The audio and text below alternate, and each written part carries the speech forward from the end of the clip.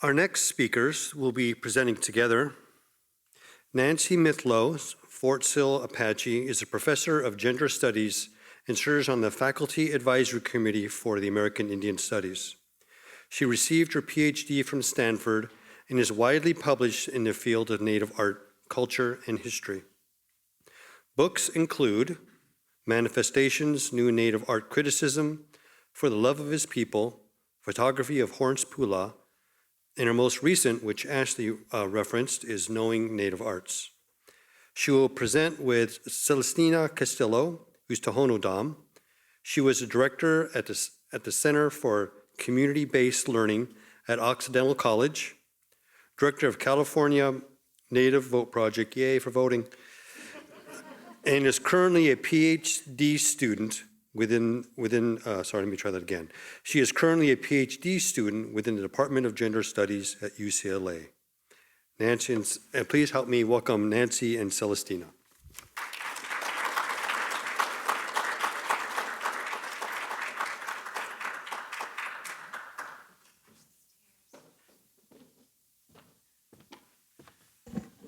Oh goodness, this is going to be a lot of fun, guys.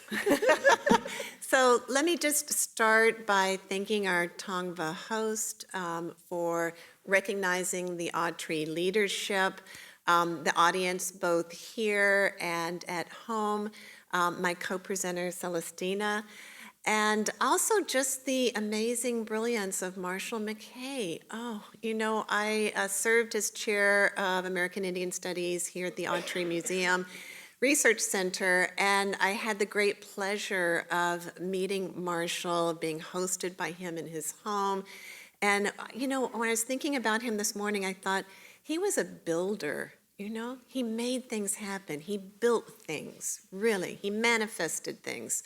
And I get the feeling that everyone today is really doing something very similar, you know? I think we're building a future for the path of Native arts, and I'm grateful to all of you, and especially to my co-panelists. So Celestina and I are gonna do something a little different today. We're gonna be conversational. You know, that can either work or not work. We're really hoping it's gonna work. And we're sharing a project that we've been working on for, gosh, 7 years now, right? Yeah, so often as a curator, when I do presentations, people will ask me, like, how did you get into this? Like, you know, what inspired you? And it always perplexes me. I'm never ready for that question, because the way that somehow I entered the field, and I have to give credit to my mentors, it's always been that I've been asked to do something. And so I tell my students, like, you're always in preparation for a moment in which you're going to be asked to serve. And you never know when that's going to be, but you have to be ready for that. So I try to keep them on their toes that way. But you know, this truly was the case with this project. And so what you're looking at now is a poster from an exhibit, and you can see the title, The People's Home, Winston Street, 1974. And I was very honored to serve as a co-curator with Celestina and also with Joseph. We're going to be speaking about Joseph just a little bit. Quintana, he's Kiowa. And it's about a photo collection that is closely intertwined with United American Indian involvement. So let me just read you the mission statement. It's a 501c3. It's here in Los Angeles. It's a nonprofit organization offering a wide array of health and human services to American Indians, Alaskan Natives living throughout Los Angeles County.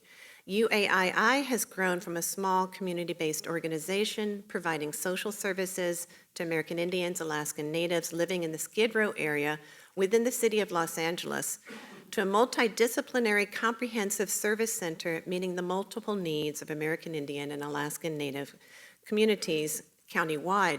Celestina also serves on the board of UAII and can speak with much more authority than I can about it. But let me just share Joseph's words. He's the Vice President of Development at UAII, again here in Los Angeles. Joseph says, this collection, and the photo collection, consists of 4,682 total photographs. This collection is important because it drives a story that hasn't been shared within our own community, because our own community is developing their perspectives and dealing with identity. They've never seen the pictures. That's why it's so important that we assert the narrative now. Visually, it has to be there for them. They have to be able to relate in some way to those people in the color of their skin, that they look like their own relatives, or that they may be their own relatives. They're never going to know how difficult it was on the streets. They're never going to know how it was to live in that area, to be downtown at that time, to struggle with homelessness, to see people shooting up, to see the alcoholics, to smell that breath of an alcoholic. They're never going to know any of that stuff. But what we can do is to relate some type of connection that is not only urban, but indigenous. So it's 2015. I'm working at Occidental alongside Celestina, and Joseph approached, I think, the Autry. Initially, the Autry was moving its collection, moving the library. I was working with the Autry. And so I just grabbed Celestina and said, they want to do something with these photographs. So we met, and it turned out they wanted to do really ambitious things, which I love. I hate telling people it's too ambitious. They wanted a book, an exhibit. We're doing oral history IDs. If you're in the museum world, you know what this may look like. You've been given, Celestina is going to talk a little more about it. The collection is still owned by UAII, so we're just borrowing it. We're just working with it. But they wanted all of that. And so when we met with leadership there, I said, guys, that's a 15-year project. I just finished doing that for Horace Pula. That's 15 years. Are you ready for 15 years? And I think they about fell out of their chairs. They just didn't realize the extent of the work that was going to be done. So we were able to move the project along, and I'm so happy to work alongside Celestina, who, this is her PhD project, guys. You're going to see a lot more, hear a lot more about these histories. And in terms of where does Native art belong, I'm about to switch and give the microphone over to Celestina. I think this collection, one thing we keep talking about is that we're unleashing these new images. These are histories that are very tender, and we don't know where they're going to land. They're very powerful histories, because folks during this time period, you'll see Winston Street, 1974, had a lot of challenges here. And so how do we deal with that? A lot of people use trauma, they use care, we're talking about memory. These are very thick topics. And so we're gonna try to share in this short amount of time. And please feel free to come up and talk to us afterwards. For those of you who are academics, we've got an essay that's coming out with a Routledge book. It's called The Companion of Indigenous Art Histories in Canada and the United States. So you can look for that. There's an essay there. But how do we grapple with this? And so we've got a few takeaways, and we're hoping that maybe you even have ideas for us. So let me turn it over to Celestina. And Ben, if we could advance to the next slide, that would be great. Could we go back one? Yeah. To the, Oh, okay. for 1 second, can we go back? Yeah. So I just want to say that I wanted to explain that in the center of this photo is, this is an original photo that we made into the materials for the exhibit, is Marion Zuko, and she's one of the founders of United American Indian Involvement. She's Paiute and is still living. The person to her left is Sabu, and the person to her right, we don't know his name yet. So we are still looking. So this is, I want, when Nancy was saying, 15 years, I'm like, I think we're going to ask for an extension on that. We might go like another 10 years after that, because, we had a pandemic, and we're, so I think, so my work now as a PhD student has been to continue this work. Like, we started in 2015, and I remember the day I received the email, and I was like, yes, we have to do this, yes. And so I think since then, one of my life goals has been just to continue to do it, to give them as much of that list as possible, although I'm not promising it all, and just to maintain this archive, to build this community archive, and to share and collect and really anchor these stories so that it can become something that people in Los Angeles and beyond know about. Go ahead to the next one. So this is a view of 118 Winston Street, kind of the door to the organization is like facing this way, and that would be looking down the street. And so and then to the right is David Rambo, who was a later executive director of the organization. And when we look through these photos, I think it was really, I'm really grateful to Nancy to help me see, like, not only are these like, to me, I saw like history.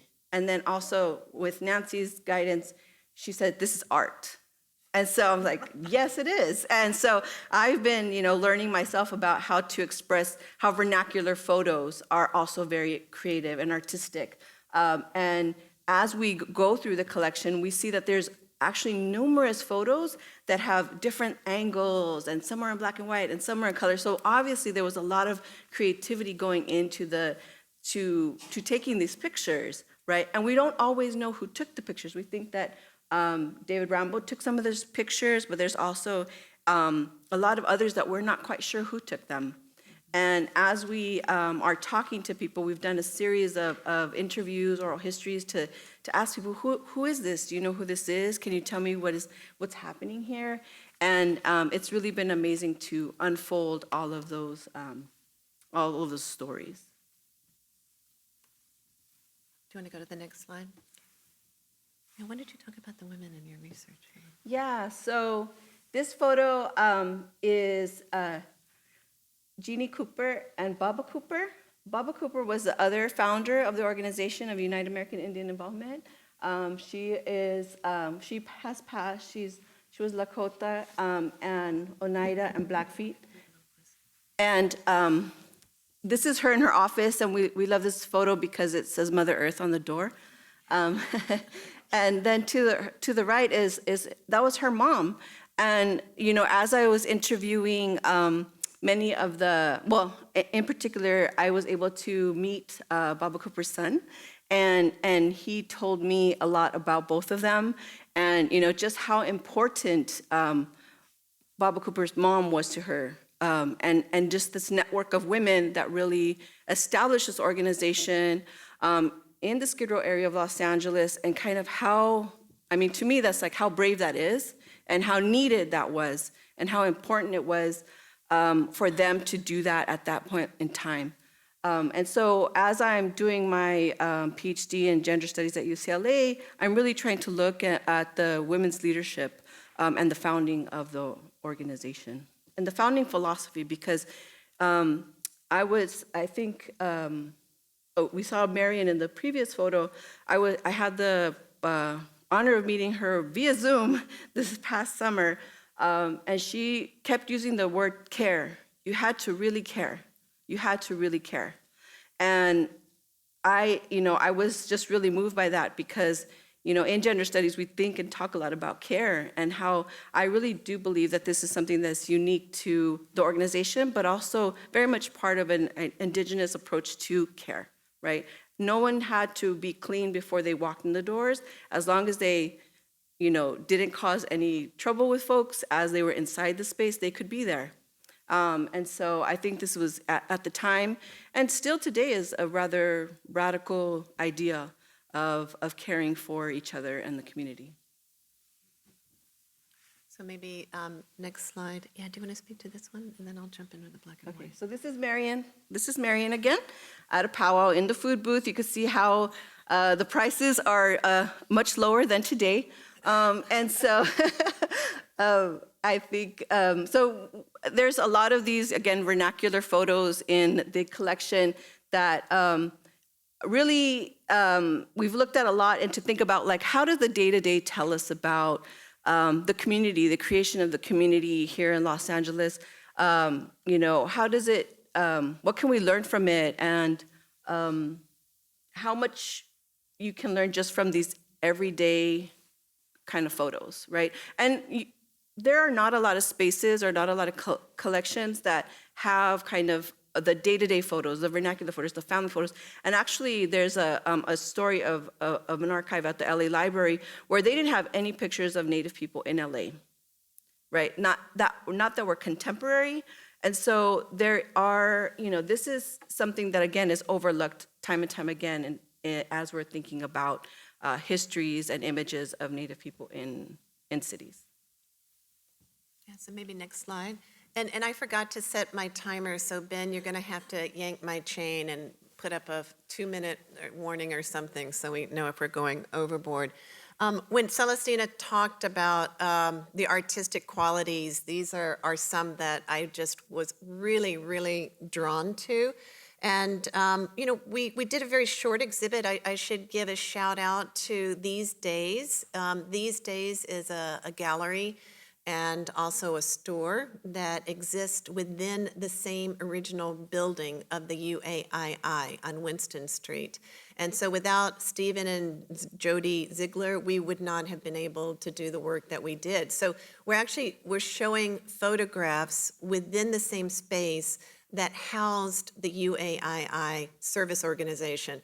So we would have elders come in and say, oh yeah, this was where the table was. This was the men's area. You got soap, you got a towel, the showers were in the back. I mean, and we were exhibiting within that same weighted space. And so we had a lot of different audience members. And that was a challenge for us mounting an exhibit because we knew that the LA Times would probably love, say, this example that you see. It's to your right, the downcast, the downtrodden, right?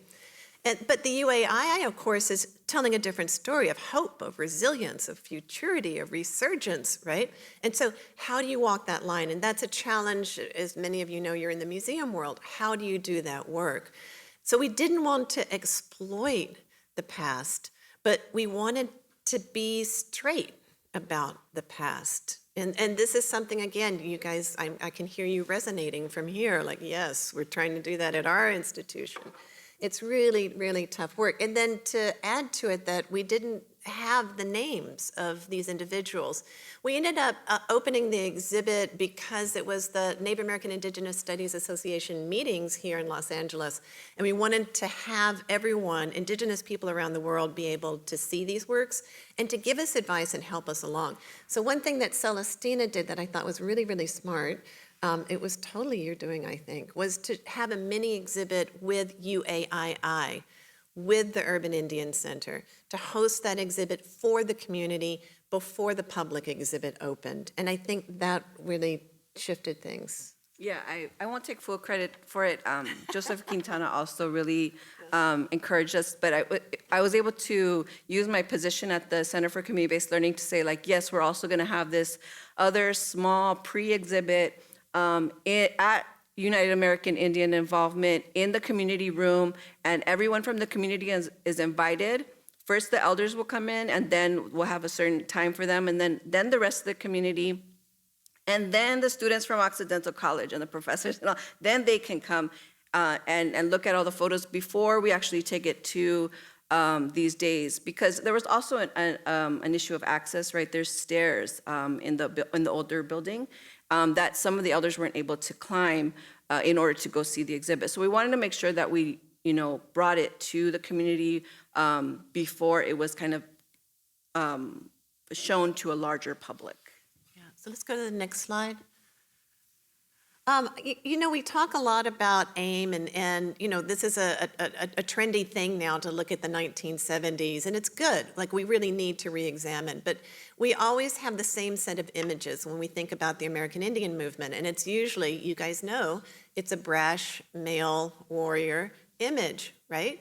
And so this collection has evidence. So aside from the aesthetic, aside from the community history part, aside from the making community in Los Angeles and making a future, we have evidence. I mean, this tender photograph of a man, a dad, putting a jacket on his kid, such a tender moment. The collection is filled with birthday parties, with Christmas parties. There's an Indian Santa. For the exhibit itself, if you guys want to know what it looked like, we've got some stuff. I think on my website there's some images. We recreated a UAII room, and it was so much fun. We went to thrift stores and we found old stuff and put it on the wall and tried to recreate what we saw in the photographs in the same space where it would have been in 1974. That was a lot of fun. So I think just trying to get people to appreciate that the images that you may know from this time period are not the total truth, right? There are many truths that exist. And let's go to the next slide. I see Ben walking towards me. Are we almost out of time? A few more minutes? Okay. Do you want to talk about this one? I could talk all day about this one. So I do kind of want you to talk about it more, but I'm just going to say that this is one of the photos that we are actually pretty protective of, or going in, now it's kind of copywritten and it's property of the UAII, but we love this picture because it's a stunning image, but also but we were afraid that it would like show up on a coffee mug, right? Because we didn't want these photos to become commercialized. But another point about this photo is that when we talk about the creativity that is in the archive, this is one of the photos where I can trace like the whole day of taking pictures of these three guys. There's like there's black and whites, there's colors. They're here on the stoop, they're in the alleyway, they're on the in front of the building. So it was obviously like this fun day of like taking a bunch of pictures. Some pictures are serious, some pictures they're laughing. So it's obviously something that was a day project. Yeah. I mean, this one, I started by thinking that this gentleman on the right looks just like one of my best friend's sons, and I was just like, can we put those dates together?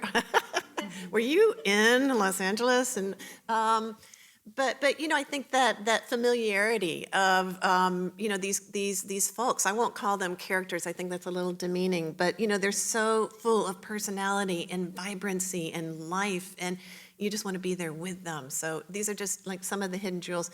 I mean, I would have loved this on a poster for the exhibit, and we talked, and you saw that we ended up with a different image, right? That was kind of the friendly image. But this one has so much power, guys. And you'll probably know we put sample on everything because we're very protective about this. And just to make it clear, the photos are being held at Occidental College, and thanks to the librarians there, they have a long-term loan just so we could have the HVAC system, heating, ventilation, air conditioning, all of that to save them, but they belong to the UAII. And who do we need to thank at Occidental? Dale Stiebert and Annie Marr. I think we have one more image. Is there one more? Oh yeah, do you want to talk about that one? That's a good one. Yeah, so I didn't talk that much about our methodology, but we call our methodology like a spiraling method, meaning that kind of when you go up a spiraling stair, you think, you're making progress, you're going up the stairs, but you're kind of returning to those same points and a little bit further up, but you're still, because what we're doing is like when we got the photos, we actually received them in 6 shoe boxes. And then we rehoused them. And then we numbered them and, gave them numbers so that when we went out to the community, people could say, oh, that's so-and-so. And we could say, oh, yes, that's PC 123. And so, so the reason I brought up the methodology is because I feel like this really demonstrates the way that the original photo is in the back on the wall at the exhibit with Marion. And this is her family. These are her daughters and granddaughters and her great-granddaughter, right? And so they came to the exhibit, and they said Marion wanted to come, but she was afraid of the stairs. And so and I said, okay, well, you take these posters to her. And so it shows that, we go in, we learn some information, we put it into the metadata, then we come back, we talk to some more people, we go back, we put it in the metadata, and then we learn, and then we go back and we correct it. And, so it's just this constant, like, returning to the community, then to the archive or to the photos, that, may actually never end. Yeah. And I think we want these photos to move. Like, we want them to move through time, We don't want them to stay stagnant. Like, we think that they're doing a lot of good work, and we want them to continue that work. And there's so many places this project can go. I mean, think about every urban Indian center across America, right? They've all got photographs. They've all got stories. This is just one story, right? This is our story, our local story. But if we put these pieces together, just think how powerful that is, right? These two young, how old were they when they started UAII? In their 20s. They're in their 20s, 2 young Native women who took it upon themselves to fix some problems in their community. It's a really powerful story. So thank you for letting us share this with you, and we're open to your thoughts and ideas, and I guess we'll have a Q&A later too, so we can share more then, but thank you. Thank you so much.